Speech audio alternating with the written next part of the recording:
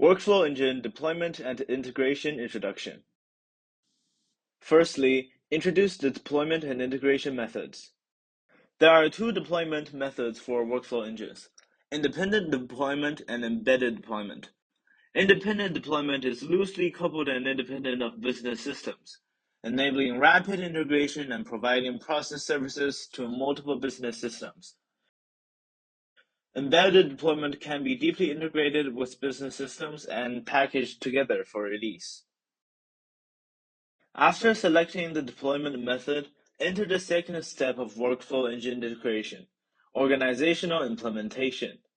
The workflow engine needs to obtain the organizational information of the business system for setting the process node operator.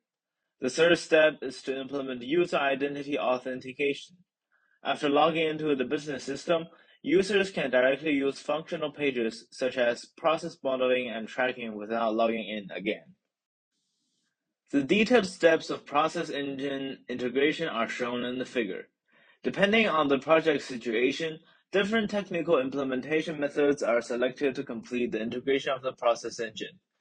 The calling procedure of process services is consistent. In recent years, the trend of information intensification has promoted the landing of cloud computing. Large and medium-sized customers have established private clouds, which require multiple business systems to use the one process engine. We have created the process engine tenant technology, which allows each business system to access the process engine separately, while also achieving the integration and collaboration of business processes. Next, we will introduce the invocation procedure of process services. The procedure of calling process services is divided into 4 steps. The first step is process modeling. The second step is to initiate an application in the business system, call the interface, and complete the process creation and submission. Step 3, view the to-do list in the business system, call the interface, display the to-do list, complete the process operating, and the next node user logged into the system to continue viewing their to-do list and handling the process. This way, the process is submitted step by step until the end. The fourth step is for the administrator to manage and monitor the process. The following introduces the procedure of calling process services. Firstly, initiate an application.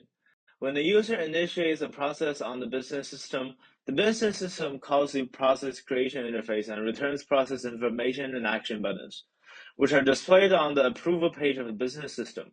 When the user fills in and submits the process, the business system saves the data and calls the process submission interface to complete the process submission operation. Next, we will introduce the process service calling procedure for process viewing and handling. First, call the to-do interface and display the current user's to-do list. When the user opens a to-do work, the business system calls the process opening interface,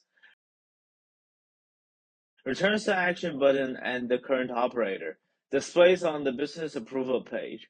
When the user performs a submission operation, the business system saves the data and calls the process submission interface to complete the process.